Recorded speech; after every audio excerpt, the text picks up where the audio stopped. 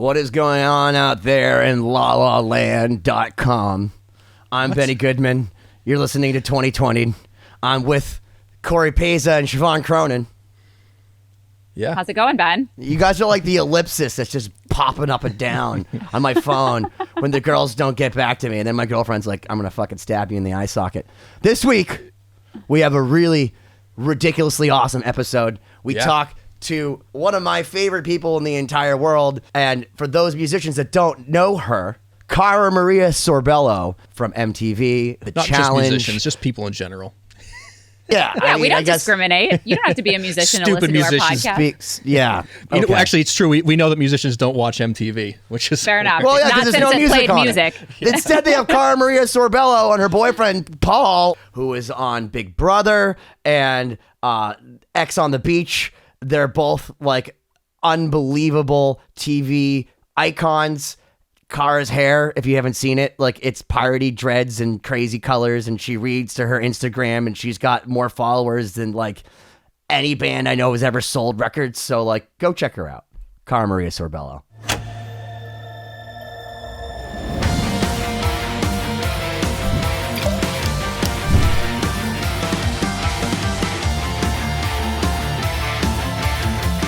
Ladies and gentlemen, welcome to 2020. My name is Benny Goodman. On this crazy dais, I have Siobhán Cronin somewhere over there. I have my whiskey-drinking friend, Mata whiskey, though. Cory Peza. I thought you were going to say you weren't my friend. And then I'm so happy to say, despite all of the odds against us, I'm reunited with one of my favorite people in the entire world, and the world all knows her, too, from MTV, Cara Maria Sorbello. How are you? Hi. So Cara, you almost didn't make it. What the hell's going on? Tell I'm just being a fucking diva. I'm like, Benny, no, I worked out and I didn't even get to eat, and then I had to read for book club, and I'm tired and I don't want. Did you think texting me was gonna be a way out? Because that's just where I'm gonna harass you harder. Yeah, I can't. You just have to. So I was like, you know what? Fuck it. I was like, I'll be sweaty and gross. We'll do this. If I use the ring light high enough, nobody will even know. So I'm comfy. I'm ready. Jewish. I'm good. Cara, don't you know that guilt is one of my skills?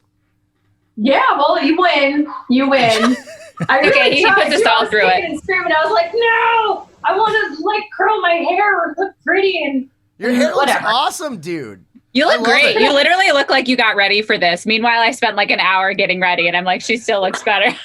I'm like, you know what? I just came for compliments. So Cara, this is the best it gets, dude. So like, if you want, like, you know what? I would say being on the show is like getting the crappy opening band before you have like Aerosmith, because then they look like they're so much better. You stand next to me, maybe Cory a little bit, you're gonna look great all the time. So don't worry about it. Great. Okay, now that we established that, let's catch up on some life, huh? What have you been doing? Like, you're in Montana, like raising horses and like, what's going on over there?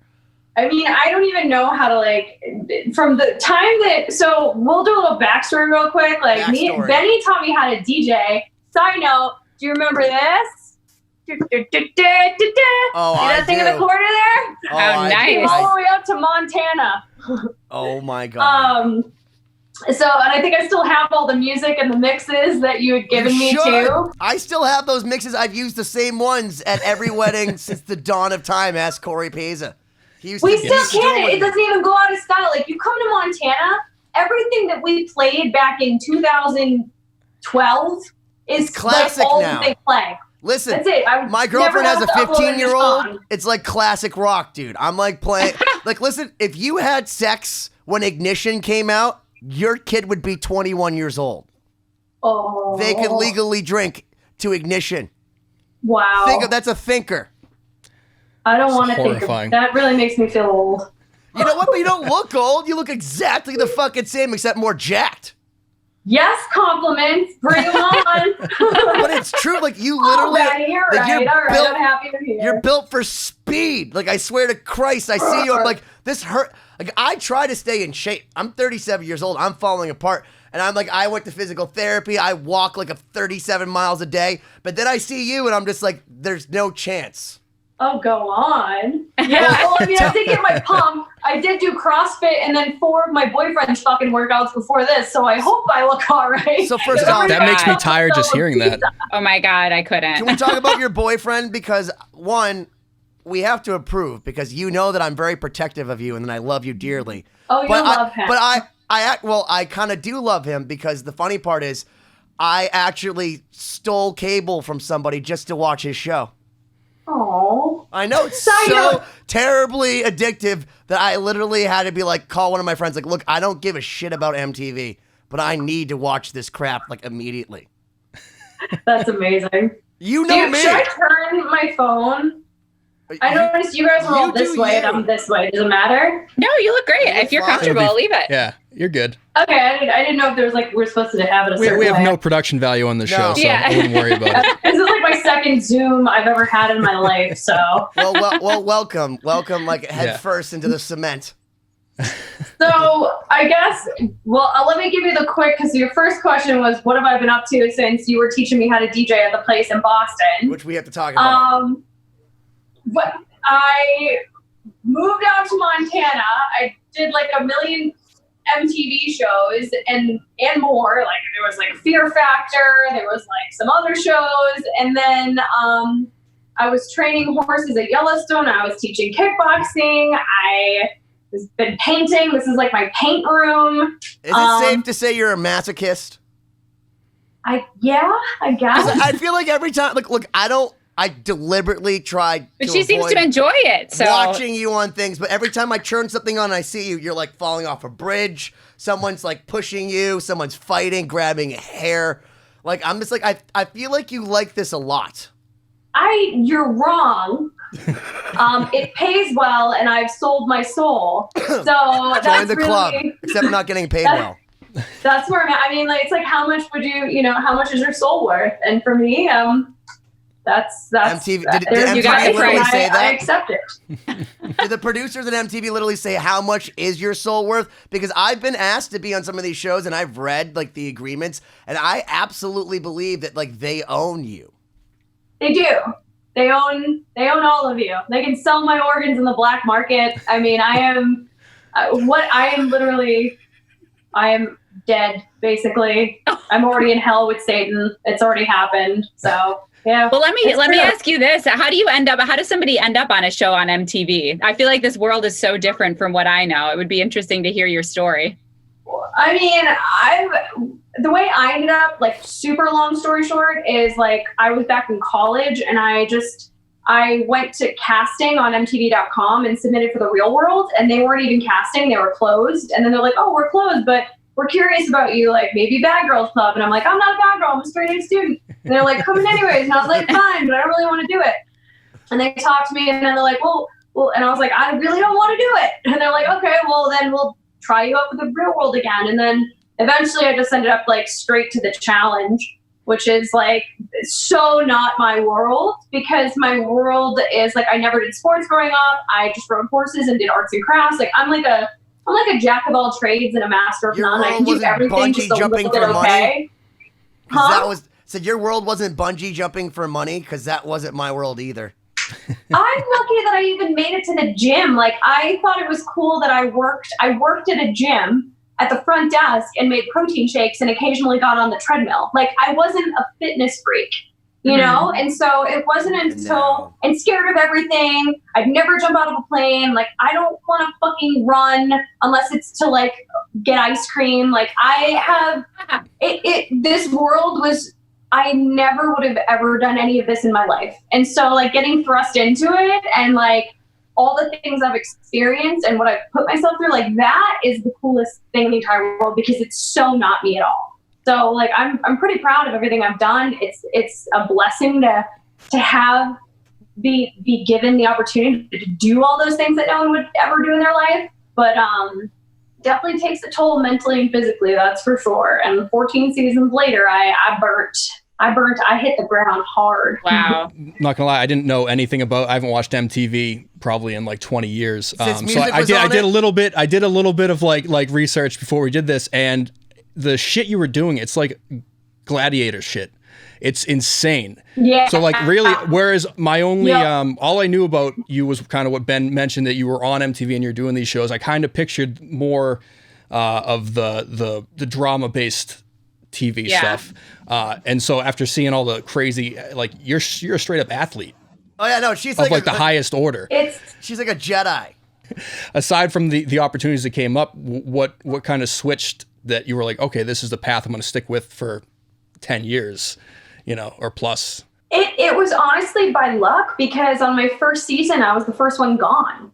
Like, I was literally the first one kicked off the show. So I was like, oh, okay, well, that was there it was, came and went, tried that. I'll probably never be back. And then, there was like 2 seasons that I was an alternate that I got put on, because somebody got injured or whatever. And so it was really by luck and by chance that I happened to get called back so many times. And like every time I think because whatever it is about me, like I'm very polarizing, and I was able to, I had so many, I was never just there. Like stories really revolved around me. So I guess they kept having, and I was like the little engine that could, because I kept fighting through, even though I was terrified of everything.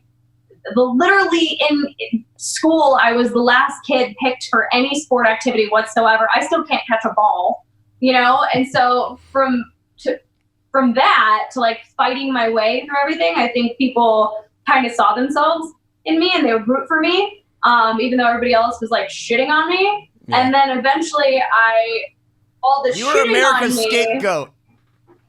I was, and then like all the shitting on me from castmates ended up making me very like hard, and like I started like winning challenges and stuff, and so I became very like fuck everybody, and I'm not even gonna entertain it anymore, and I lost the fun. And I think in that, is where I kind of like just burnt out. I went straight work mode, straight competitive mode, no fun mode. And I kind of lost myself for a minute. So hopefully if I ever get the chance to go back, like I'll be able to, from watching, just like you mentioned that the no fun thing, and I burned out. Like I stopped. I used to think of it as like this crazy cool opportunity. Everything we did, I was terrified. I was shitting my pants the whole time, but it's like I got through it.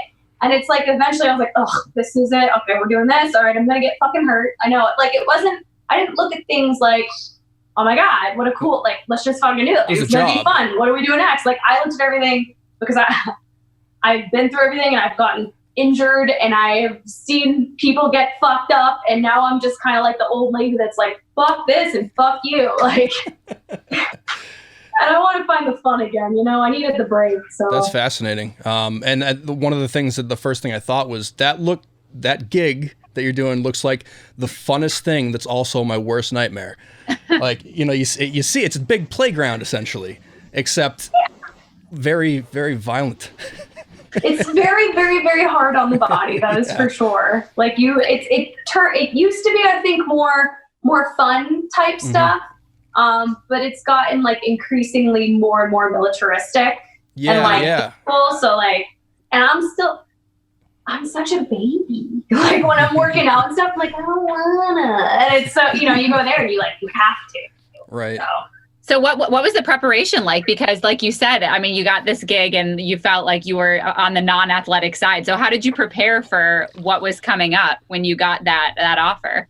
I mean, I didn't even really know what it really fully was. Like I had to learn how to swim eventually because my swimming was so bad. And like you'll be dropped. You'll have to like jump from one thing to another over the water. And if you hit something weird and you fall weird and you fuck yourself up in the landing, you have to get right back up and start swimming somewhere. And it's like, I doggy paddled for years. I was a doggy paddler. And it's not only that, it's like there's puzzles. I mean, the thing that really kicked my ass into gear was my moment was when I was filming this season where this CrossFit girl who's like taller than me, stronger than me, me and her had to wrestle because there's no weight classes. Like I could be put against anybody. The smallest girl could be put against the largest girl. There's no weight classes. You're fucked. So I had to wrestle a pole away from her. And she basically just suplexed me like I was nothing. Like she just was like, whoop. And I was like, okay. I'm like, she does CrossFit. Maybe I should try that. And so then that's when I actually started getting in like ridiculous shape. Like I started working out more. Like I tried CrossFit. I started, kickboxing. Like I just got in better and better shape. So that helped. Swimming lessons helped. And now apparently you have to be really good at math too. Like, Jesus. Can you imagine, like, in the middle of your workout, they're like, and here's a math problem. Oh my God. I can't even count the weights on my CrossFit bar. I'm like, I'm going to bring it back because I want to talk about how Cara and I actually met. Because the thing that's funny is that, like, Cara's all over TV. And I, first off, had no idea who she was. But we worked at the same meat market of a club in Faneuil Hall, Boston. And when I first, it was called The Place, and the thing they used to always say is, it's where people meet. And ironically, that's where I met Cara. And I was like a terrible DJ, but You're not. You're awesome. You've always here's been the thing awesome. is, so Cara didn't like me because my energy's a little bit, I don't know, weird. And sometimes, yeah, it's a lot. And I think she was just like, who the fuck is this? No, absolutely not. And then one night, she was DJing. She had to do a DJ set, and she was like, can you help me? Because she was like, the guy that ran the club would like throw you in front of whoever. It didn't matter what night. There'd be like 300 people there. He'd be like, just go DJ, just go do it. So she was like, can you help me? So I went up there, and we went through like watch the people in the back get into this. Now we're gonna slam into this. Now we're gonna do that. And she realized like she could have control over the entire room. And I went from like, I think you hated me to being like, dude, that was like, look, that was crazy.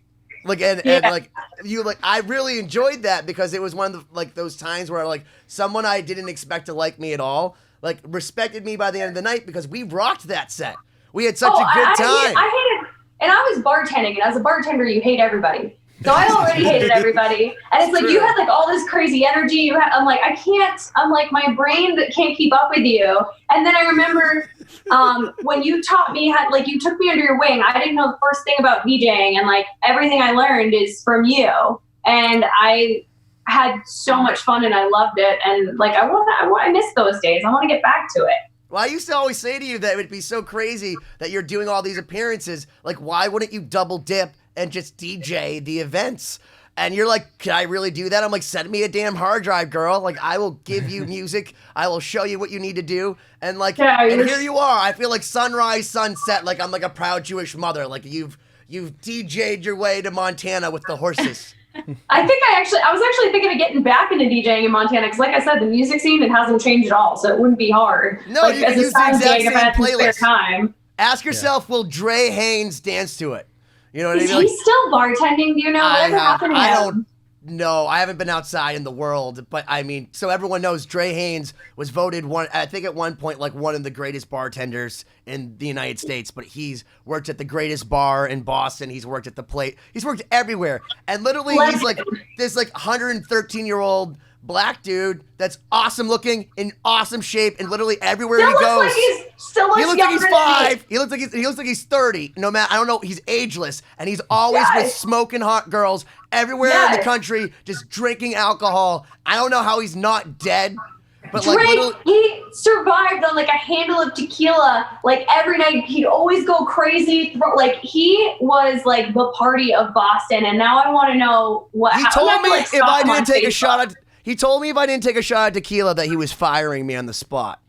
Yeah, that's true. Oh my gosh, he was a party. Yeah, so and you even did a whole photography thing with me. That was true. Yeah, so I was like a dude with a camera, and I got like a good camera. I mean, before Cory and I just started doing videos and stuff, I was like, oh, I'll mess around with this and all that, and it was really nice because you actually let me figure out how to like get light and make things awesome. And you said something really nice to me. You're like, Ben, you made me feel pretty, as if you're not pretty. As if anyone in the world with eyes would look at you and say, hey, you're not pretty. But like you made me feel pretty inside. Aww, I remember that day. You got some really cool shots too. Like all around your house. Yeah. Yeah. And actually one of the coolest, not coolest, but it was sad. My cat died like a day or two later. And I remember to myself, like he spent the whole day watching you do makeup. And like when he passed, you were like, oh my God, I was just hanging out with him. And like that cat had like 300 comments on his picture from like directors, like reality stars, like actresses and all. But like that, it was such a good day. And we got such great shots. That I would love to post those again. Maybe like we can put one of them on this show so people can see how terrible photographer I am. If you could dig out of your archives. Oh yeah, I'll make Cory re-edit it and be like, make it good. Yeah. These new edits, it's like I could just take a picture rolling out of bed and just Photoshop a new face on at this point. Yeah. Like I don't know how these kids are so good at Photoshop. It's like they're just not the same person at all. There's no filter on this. Like this is not. That's why I'm like so far back. You look like that in person. That's how those pictures came out great, was because I just took pictures of what it was. I didn't have to make you something that you aren't. Yeah, but I mean, and now it's a whole new world. People are plastic. Like the things that are going on in this world. Like we were friends before. Was it before? No, Facebook was around before Instagram. It was Instagram. I had no idea what that was until like 6 months ago. Okay, there you go. Welcome to the world. Yeah, I think I still had a beeper when I met you. Probably. You're like, I probably remember those like flipping text phones. I could tell you that dubstep was a new thing. So if that dates it at all, like Skrillex was cool. Skrillex was happening. I think isn't he still cool? I don't know. He's still happening. Maybe, you know what? He's probably making like $500,000 a set, and I'm still in my basement making like nothing. My mom's cooking making me meatloaf. Podcasts. Yeah, you gotta get a cooler hairstyle. I think I have the pandemic hairstyle where I just shave around my hairline and then just leave the top looking all rock and roll. Just let it keep growing. Make like dread things. Yeah, get some flock of seagulls going. I'm trying to get into her band Star Set with my haircut. Yeah, all the guys in my band have that same haircut, so this is his way of slipping in. I'm trying. Oh, she's on to you. Speaking of social media, we were just talking about it. I think right before you came on, you were doing a live reading. Ben sent us a text, letting us know you were doing like a book club. But I just get every plane in the world landing outside my window. Planes in Montana? Who's that, Harrison Ford flying over? Who else lives in Montana? Thing of like butt sweat on this hairy chair right now. There's no central air in here. We only have summer for like 2 months, so it's not worth it. What were we talking about? Reading? I was mentioning, you were talking about social media. Before you jumped on with us, you were doing like a book club, like an Instagram live. Is that something that you do often? I'm kind of a nerd. So basically, kinda. I think it was like in the middle of the pandemic and I was just like losing my mind. I was like, I have to do something. And I couldn't, like the libraries were closed, but the dollar store was open. So I was like, you know what? I'm just going to go to the dollar store. I'm going to check because they have a book section and see if there's anything interesting. And I actually found this book called Mad by Chloe Esposito. And I read about it. It said something about like Italian mobsters and drugs and sex. And I was like, fuck it. That sounds good. And it's $1. So if I don't like it, it was $1. So it was the best dollar I've ever spent at the dollar store. I don't know how that gem of books was there. Apparently it was the author's first book. And she's only ever written the trilogy of those books. I've messaged her on Instagram because I'm so obsessed. And I was like, you know what? I'll read one of these books. I gave people the opportunity of like, do I read the Stephen King book about the, I forget the name of it. It was basically the pandemic. What was it? Do you know the Stephen King book about the virus? The Stand? The Stand, yeah. So I bought that one. 1,400 pages? That sounds like a chore. Yeah, that's a commitment. So I bought that one, and then I had the book Mad, and I was like, what do you guys want me to read to you? And luckily, they all voted for Mad, and I was like, okay. I started reading it. There's like so many crazy sex scenes in it. I'm like, it is like the coolest fucking book. And then the people in my book is that when you started like, your Just Friends site? Like Miss Cara Maria reads. I can imagine. Like, I mean, people charge good money for that. They told me it was a trilogy. Ask Cory. So we finished the first book, and I'm on the second book now. And then the author is going to send me the third one because it hasn't even hit print yet. So she's gonna like pre-send it to me. Oh wow, that's awesome. VIP. It's a really good book. The whole trilogy. I think they're gonna turn it. They're talking about making it into like a movie or a TV series or something too. Nice. Wow. That's awesome. Well, if they do an audiobook, they should have you just do that. I don't know if it's out as an audiobook I yet. would love to read the There you audiobook. go. I've got all the idea. characters' accents down pat. Takes place in Italy. Oh my God. Wow. That'd be That's awesome. amazing. Speaking of that, so I'm guessing there's not any productions going on right now. Are you still like involved in anything MTV wise, or you just hanging at home?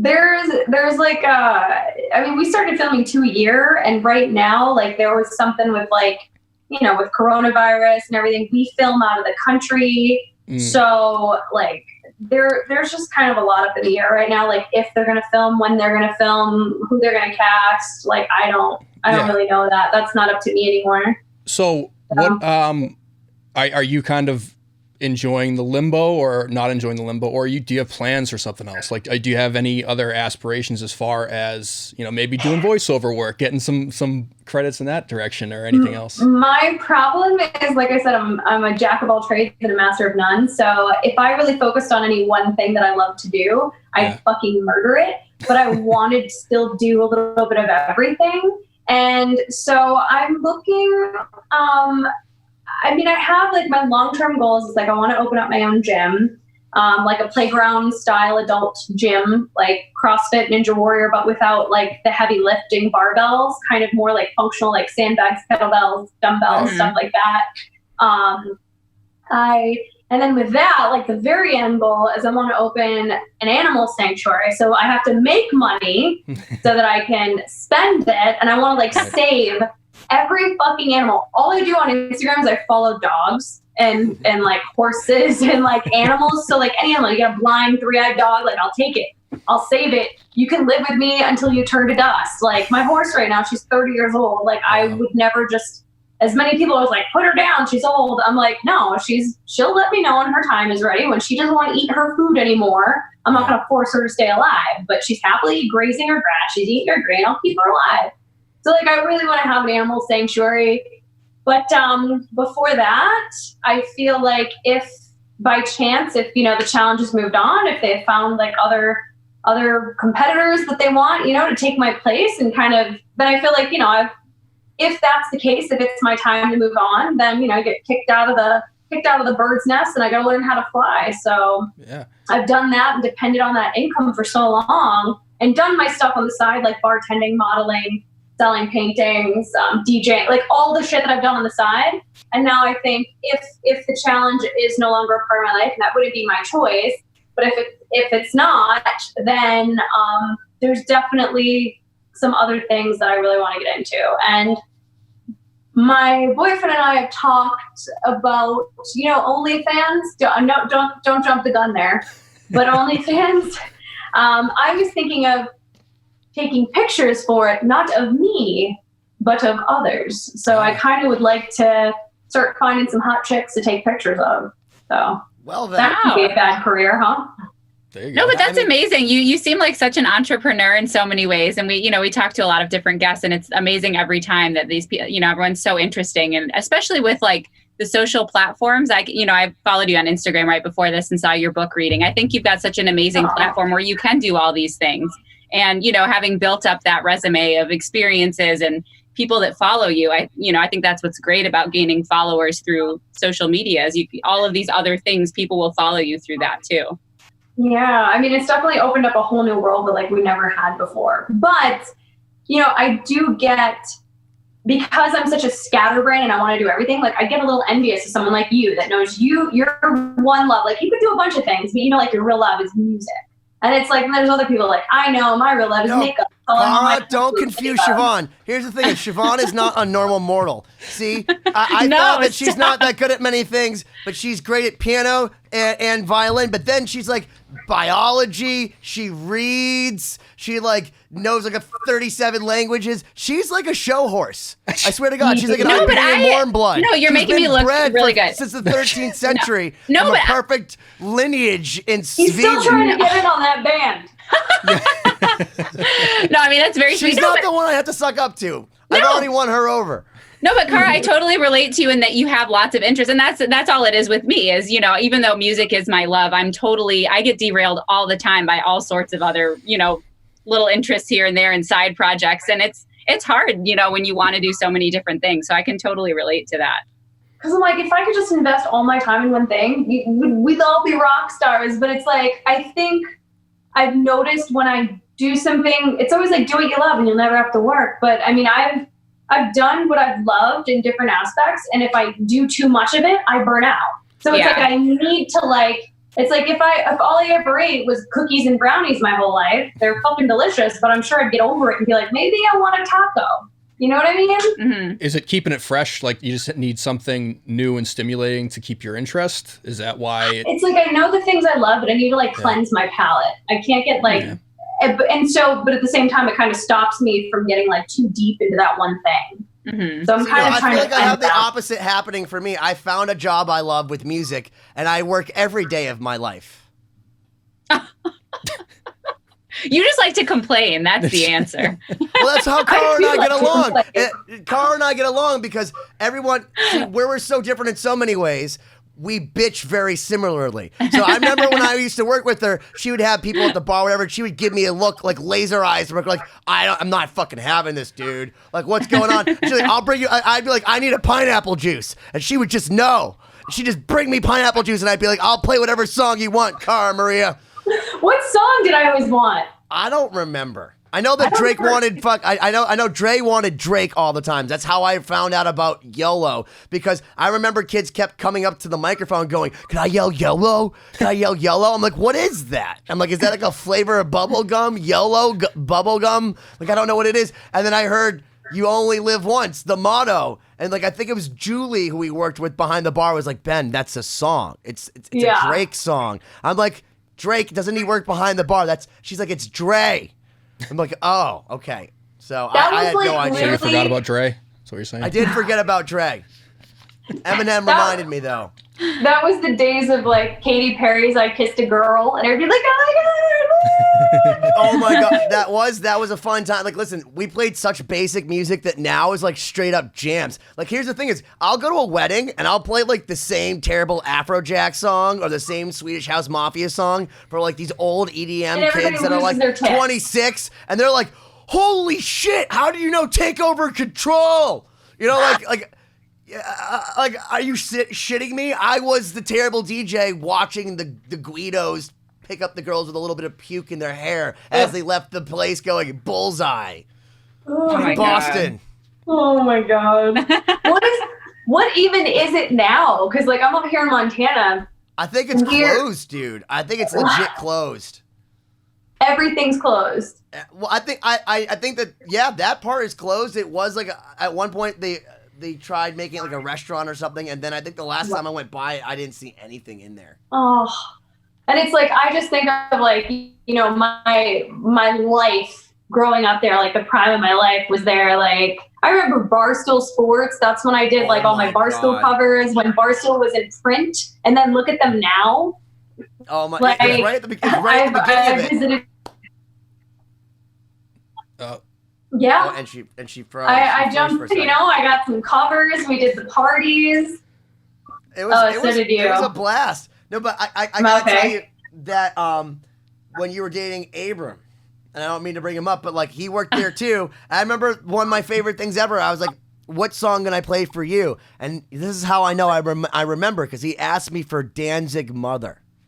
And I was like, thank you for finally, out of 7,847 songs, asking me to get paid to play metal in this fucking Dave Matthews Bruins watching Celtics after, like, dude, man, guy, bro, Chad bar. Yeah. Yeah. Lots of Chads. Everyone was a Chad. I've seen, like, so the planes by my house are so close to I'm like, was this like a high traffic day or something? I'm surprised there are that many planes flying right now, but that's crazy. Right. Just like every 10 minutes, another plane lands. Well, they like, don't even on know. cue. They haven't even been hit. Have you been hit with coronavirus in Montana yet? Do they even know? Have they come out to see anybody? We're technically supposed to I mean, I think maybe 5 people died in the whole state. Like, I don't even know. And like, I don't even think there's really anybody in the hospital for it, but because, you know, it's like everybody has to do what everybody's doing. So it's like now they're mandating masks, but not really. Well, just so you know, at this point, it's not good here, so Yeah. stay away. Like, it's good that there's no one around there because it's a real thing. My girlfriend's a nurse, and like, it's not good. So it's funny because it's like there's parts of the country it hasn't hit yet, but then there's like Israel that just got hit with the second wave that has a 499% morbidity rate, which is not just a metal song. It's actually how fast things spread. And wow, it's a real thing. So stay safe, Cara Maria. We want to see you do the challenge again.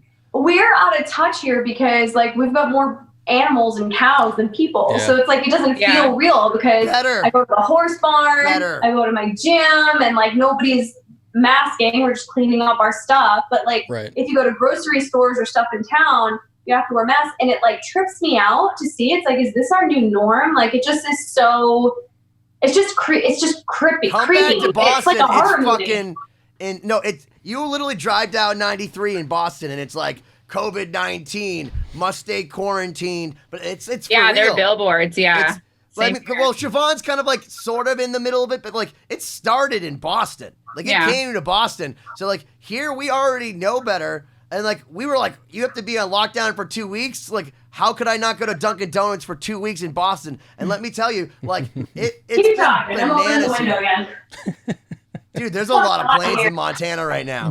This just tells you social relativism. Everyone's escaping to Montana apparently this because is a study in the anthropology. Well, it sounds like it's safe there. Yeah, it must better be safe. density, population you want to density. know how safe it is? It's safe enough that apparently Montana is paying to put billboards up everywhere. Every other state, people are telling me, "Oh, how is it in Montana?" Because people in Nashville, Utah, Colorado, they're seeing billboards up. Come to Montana. We don't have to learn about it's advertising. Bring it here. Bring it here. It's like, no. That's crazy. That's craziness. We've got people apparently from California, like super rich people. Everybody's moving out of the cities and coming to here, and they're literally buying multi-million-dollar homes sight unseen just to get out of California, New York, and like come out here. Because you want to know why? Because people are fucking dying out there, and they're like, hey, for the same price that I could buy an 800 square foot like shoebox in New York City, I can buy a 17,000 square foot mansion with 400 acres and 13 fucking thoroughbreds. You know what I mean? Like out in Montana. And I live next to Harrison Ford, and I needed a helicopter to get to work. And they're like, fuck yeah, no coronavirus here. We can't even get Bud Light. No, but I think it'll change really in the long term how people feel about city life. Because think about all the people in New York that spend most of their lives outside and enjoying the city, and all of a sudden you're stuck and you're like, wait, this sucks. I have to be in 400 square feet for like eternity until someone says I can go out. My mind. Yeah, I'm so happy. Like I've never been happier. Like with everything that has gone on in 2020, I am so thankful to be in Montana. And I don't want anybody else to come out here. I'm so thankful. Stay away from Montana. Take your own billboards out. Stay out of Montana. That we have this band, Lost Symphony, Cara, that supports this, that we got 2020 into doing this show so I could catch up with you and have an excuse to text you, which, by the way, I texted you. And I want everyone to know this, that like, I was like, hey, do you mind being on the show? And you're like literally the first person I texted. And I was like, maybe she changed her number. Maybe she doesn't like me. Like, I don't want to be that guy. And then you're like, oh my God, I'm so sorry. Like, I didn't see this, blah, blah, blah, blah. And like, I got to say, like, thank you so much for like, you came like right away and like hooked it all up. And then you're like, do you want to talk to my boyfriend? And then I'm like, who's your boyfriend? And you're like, he's Paul from X on the Beach. I'm like, I love Paul. He has such a nice six pack. Like, he's dreamy. Like, he's dreamy. I totally approve. I approve of you for him. You're gonna love him because, and I instantly thought of you because of you with all like he's got you know, his involvement with like rock bands and stuff, or his life. Like, you guys can talk about rock bands and singers, you know, till the cows come home. Like, that's his thing. Awesome. And like, he's also got like a million projects going on. Like, he's super, super driven. And he's constantly coming up with things so he could be his own notice boss. the sweat like, on your body that you pointed out. Didn't he kick your ass just before this? he did. I paid him. Never mind. I'm not gonna say it.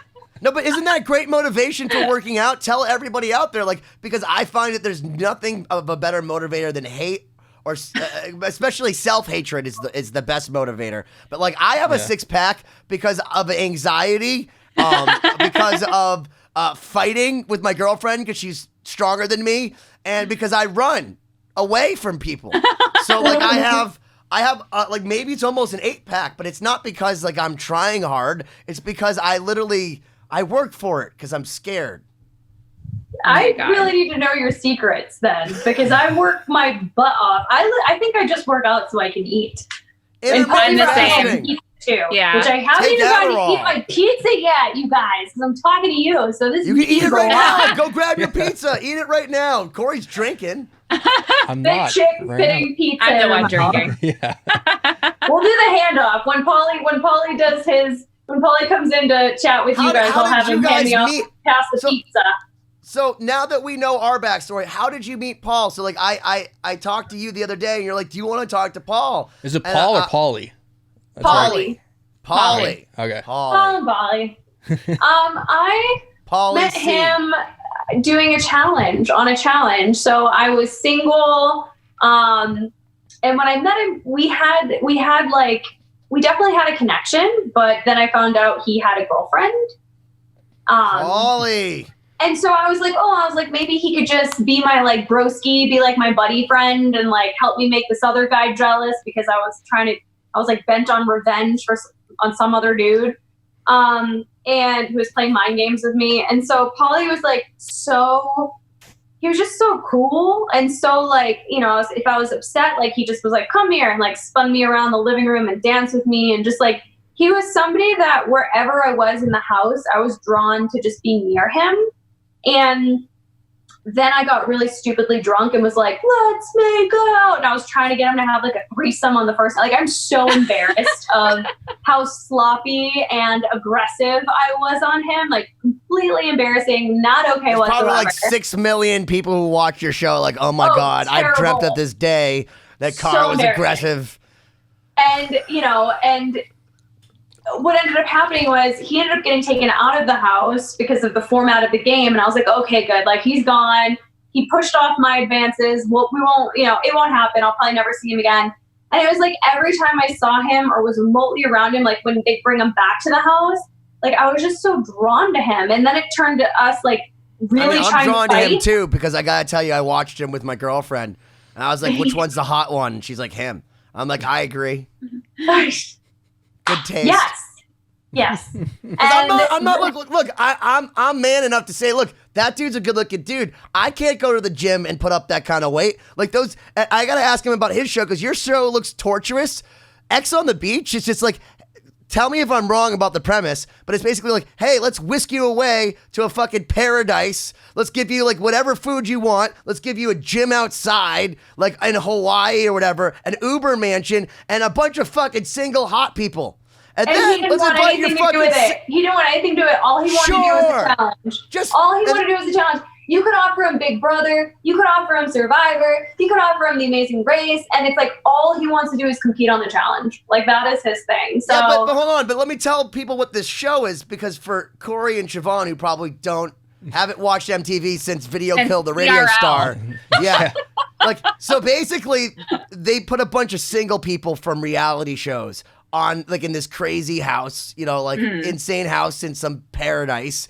And then they're like, get drunk and see what happens. And obviously people like make out and like hook up and whatever. And then they just randomly bring in exes from people on the island. No. But those exes could either get back with the people, because some of them still love those people, or they could fuck all the other hot people, and everyone's hot.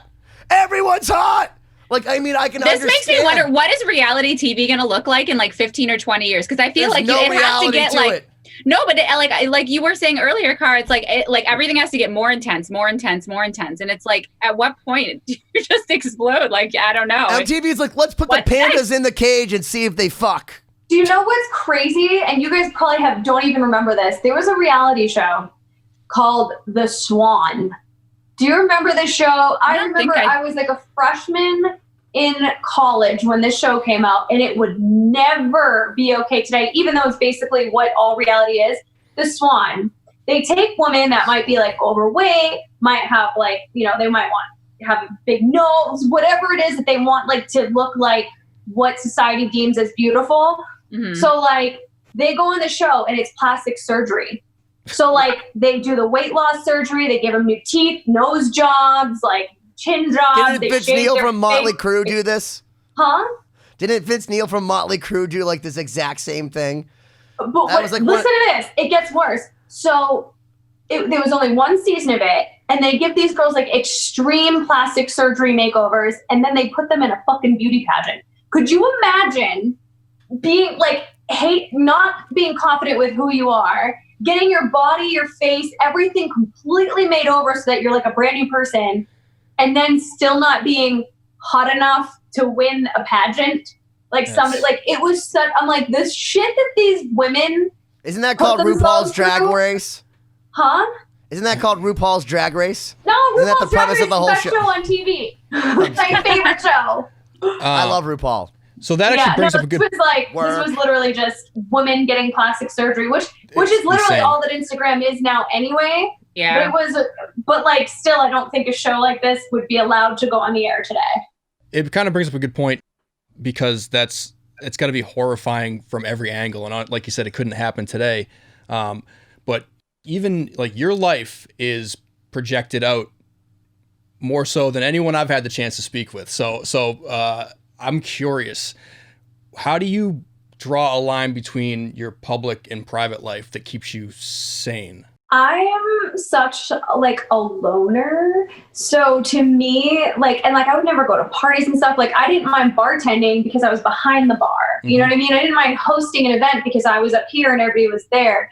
And it's like, for me, the problem was when I got pushed into the challenge world, I didn't know what was. I think, like when producers would talk to me, when you do your interviews, like I just was an open book. Mm-hmm. I said everything about how I was feeling. I never hid anything. If I was attracted to someone, I was attracted to someone. If I was scared of something, I'd say I'm scared. And I was so completely open, even when everything went down, like with my boyfriend and him, eventually, obviously we hooked up before he was able to even call his girlfriend and break up with her. And then he did do that. And then there was like it was kind of like a little blurry in the middle, like while we were figuring out what we were dating or whatever. And like the unfortunate thing is, because my life had been on reality TV, I never drew the line of separating my like everything was out there. And because of that, I got really fucked up. So I think with taking this year off from the challenge, like I've had a nice full year to like get back to me again. Mm-hmm. And I think I've learned a lot in this time. And I do learn that there are a lot of people that keep a lot of what they do separate, which is the smart thing to do, and that you can have both. So I think a lot of what me and Polly try to do, we try to keep a lot of our lives actually as private as we can now. That's great. But it definitely it fucked me up being so incredibly open, and I just couldn't draw the line. So I kind of need this time a way to figure it out. That's got to be really hard. And I feel like that's probably something that doesn't get talked about enough, the stuff that people, go through in a lot of these reality shows, or just being in the public eye.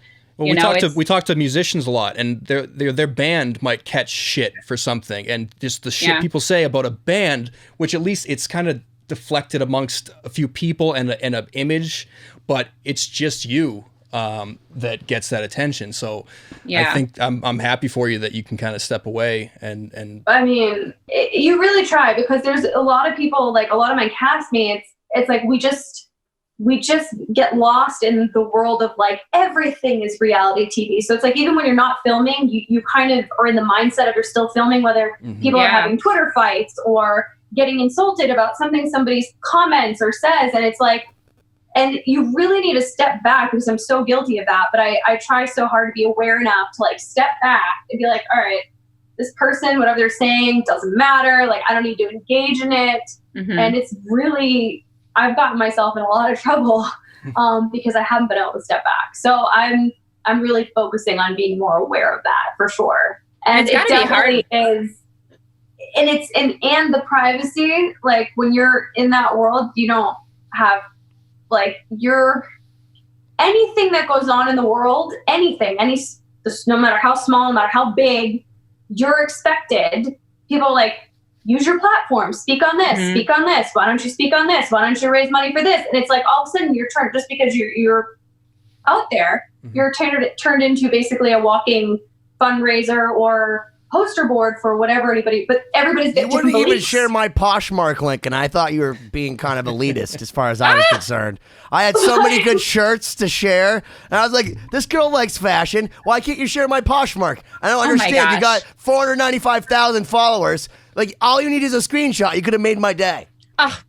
Wait, are you talking about you? I'm totally kidding. I'm fucking. He's like, just he's just kidding. No, he's just kidding. No, but I think it's probably it's probably made even worse by the fact that everybody has a voice now. So I mean, you can say, whether you say or don't say something, everybody in the world is saying something on Twitter or Instagram, whatever. So you can't even tell. The problem is like, I would, so many times I'd rather just say nothing, because if you say something, there's half the people that want you to say it, half the people are going to hate you for saying it. Yeah. You know, and then if you're quiet, everybody's mad at you for being quiet. And I'm like, I just want to be the person that talks about, you know, animals, adopt senior animals. So let's ask, hold on, stop right there. Let's find out how much we all have in common. So what's your favorite bird? I've never really thought about that. Well, we're asking you now. Oh, a crow. So yeah, actually, a crow. Okay. Oh wow. Okay. That's beautiful. So that's cool. All right, and okay. So Cara, and then if you could meet anybody yourself now that you have the fame and people stop you and recognize you from TV, who would you be starstruck by if you saw them like at the Mall of Montana? Because you hang out there. You know what's funny is, you know who lives in Montana is Michael Keaton. Oh really? Man, Batman? Yes. Beetlejuice? Yes. Did you say it 3 times? Beetlejuice. Yes. Where are you, Michael Keaton? Oh my God.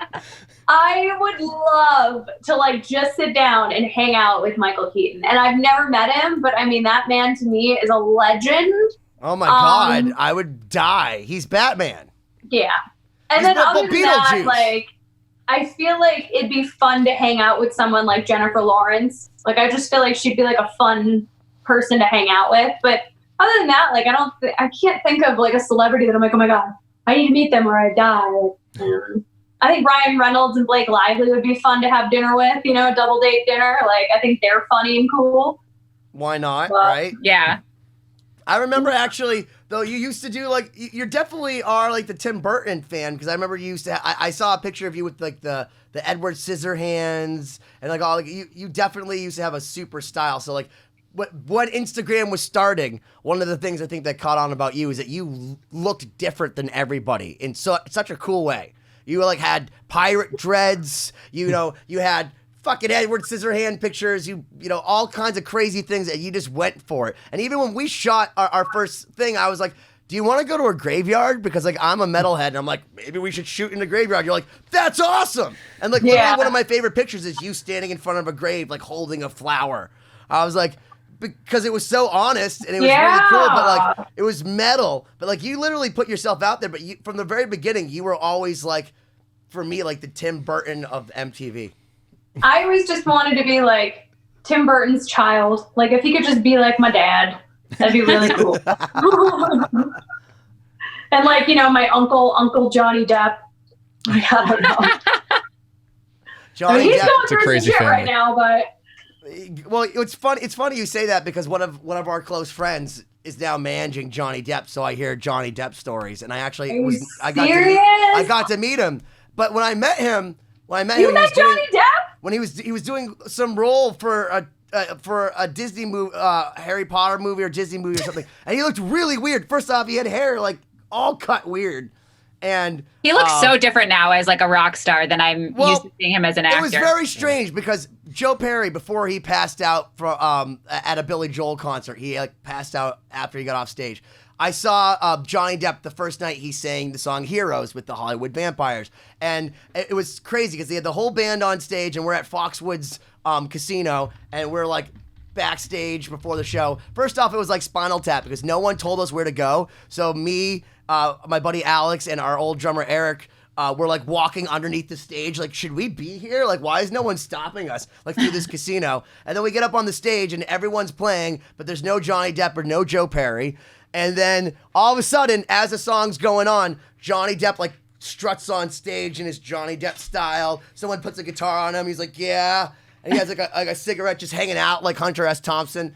And then Joe Perry, same thing, has like a cigar hanging out. And they're both sitting there trying to sing, but with like a cigarette hanging out at the same time, blowing smoke out at each other, like looking who could be more badass at the same time while smoking. And I'm like, is this real right now? Is this really going on? And afterwards, I gotta tell you, I waited in line the whole time to go meet Johnny Depp because these people actually paid like $1,000 or something ridiculous to meet him. So I shouldn't say that because, you know, my friend manages him. Everyone, you great job spending $1,000. And we wait, and at the end of the line, I'm waiting for the punchline. I went and gave him this little box, and he's like, "What is this?" And it was like a little finger trap box and inside I had put some weed in it because he's a pothead. And he like turns around and looks at me and goes, "Thank you, Mr. Goodman." Because like his handlers were trying to push me out of the way. And I was like, "No, dude, me and Johnny are having a moment." And like he actually took the time to like shake my hand and like, you know, talk to me for a second and all that, even though everyone was so annoyed with me. Like he needs to be somewhere else right now. Story of your life. Yeah. There's a pattern. Yeah. So I basically just harassed Johnny Depp. I mean, I don't know if I met him per se, but my friend does manage him. And I will tell you something that I think is amazing is that he goes over with his young child, his son, and he'll play Captain Jack Sparrow for his children. Oh, that's cute. I'm like, I don't even care if he's an asshole. Like, that's the coolest thing I've ever heard. Like, could you imagine bringing over like your 8-year-old son and like Captain Jack's like, "Well, how are you?" And it's fucking awesome. Wow. Studio City, California. What a weird place that is. What a life. Yeah. Cool dude. story, bro. I know, right? He's full of those. Though. Yeah. Oh my Cool. gosh. So we got about 5 minutes left. 5 minutes. I know. And then Carl was taking a Flies shower. I know, and eat pizza too. I told you it was literally not that painful. Cara was like, "But like, what am I gonna say for all this time? Like, can we just like whatever?" And I'm like, "You're gonna be fine. Like, it's gonna be me just begging you we're not just to chilling. leave us." I was just kicking and screaming. I was like, I just want to shower and eat pizza and watch TV on the couch. I all we feel wanna you. do, That's too. like me after sundown. I turn into a different person. Oh my God. I can't even FaceTime. Like when somebody calls me, I'm like, wait for it to go to text. Wait for it to go to text. Like when somebody FaceTime me, my butthole goes, boom, and I'm like, no. I like live in fear of the FaceTime. This is And why I have a this to Galaxy. me is an extended FaceTime. Brought to you by Apple. The only brand of phone that can literally make your asshole pucker up. It really does. I'm like, and people love FaceTiming. I will never understand that. No. Holly It's too goes on stressful. FaceTime. I'm like, but why? Because when you're on FaceTime, you can't do shit. Like, I want to play games. Like, if somebody actually needs to, like, talk to me on the phone, if you're on FaceTime, you can't. At least when But you're they call you, old-fashioned. you can, Listen, my girlfriend's daughter, she's 15. She FaceTimes and like puts her phone down and like will be like blasting the fan to her friend as they're like talking in the background while watching Netflix. And I'm like, "What are you doing?" And they're like, "We're hanging out." I'm like, you have a girlfriend with a 15-year-old daughter. How old are you? "I'm 37." Jesus. She's You don't 36, look but 37. she looks like, I swear to God. And here's the thing that's Cindy disgusting. looks young, Cara. yeah. Here's the thing that's disgusting. They look like sisters. If you Yeah. thought like you saw us walking in, you'd be like, "Who's that dude with the two cute chicks?" Well, I mean, think about it. How old would you have to be to have a 15? Like, if I had a 15-year-old daughter, I would have been less than R. Kelly writing Ignition. I would have been like 19 years old when I had her. You know what I mean? Like, She was like 20, like 20. Haven't you seen the show on MTV, 16 and Pregnant? I know. Oh my God, I forgot about that show. It happens, dude. That's like crazy. That's like you literally currently right now basically have like an adult child. That like trips me out. It's God smiting me. Here's the thing, Cara, because I love hot women. You know this. So what God did was bless me with a hot girlfriend, but then was like, I'm going to make you be the protector of her hot offspring. And I'm going to make her equally a bitch to you too. And then you have to explain things to her. Like, so like I have to tell her why she can't wear that crop top, or be like, we should probably go to Victoria's Secret and get you new bras. And I feel like the dad that's like I'm so out of place. And I'm like, I shouldn't be telling you this, but stay away from everyone. Just stay away from everyone. And I told Cindy, then I'm like, along came 2020 with 6 feet of social distancing and masks. Yeah. So we're good. We're in a good era for this. I literally told I told Cindy, I'm like, thank you for giving me a reason to kill someone, because I thought I was going to be fine. I thought I was going to be fine, but now I actually have to get mad about things because there's a 15-year-old girl relying on me to some extent. I mean, she'll tell you, fuck you. I don't rely on you for shit, dude. But like a little bit. Wow. Better you than me, buddy. I don't know. She might argue. Right. Well, on that note. Wow. Look at you all So old and daddy. I just want to say, one, Cara, I miss you, and thank you so much for like reaching back out, because I was worried that you blocked my number, so I was kind of glad that. No, never. And it's funny because like you text me that, and I remember seeing like a big long paragraph text from you, and I was like, oh, I'll read that later. Welcome to our lives. Then it just got buried. And then like I was looking through like my old text, and I was like, oh shit, I never replied to that. And then I read it, and I was like, oh, Benny. I'm sorry. And with that, you've been 2020. Yes. Check out Cara Maria Sorbello on MTV and saving horses everywhere. And tell everyone like your Instagram handle or whatever projects you'd like anyone to follow. Please. Yeah, my Instagram is at Miss Cara Maria, MISS, Cara Maria. And right now, literally all I'm doing is book clubs and paintings. So I don't have anything insane to sell to anybody. But that's amazing. And listen to you read cool books. You're creating and you're sharing art with the world. That's what we need. We need more of that. We're in coronavirus time, so just let me be your free entertainment. And at least you didn't gain like the 30 corona pounds. Like if anything, it's just the muscle. You look like you're like one of those people that got in better shape since this happened. I've been eating a lot, but I've also been working out, so it's kind of been evening out. I'm just hoping everything I eat goes to my thighs. I'm trying to grow these things. So you look great. You look awesome. Yeah. Thank you guys. Thank Sending you so me out much. on compliments. Welcoming me in with compliments, sending me out with compliments. Guys. And will you do us a favor? Will you come back and bitch with us again sometime soon? I would love to. When I have something actually like new and exciting to talk to you guys, I'd love to come to you guys like a really cool update. And you've been 2020. See you soon. Thanks.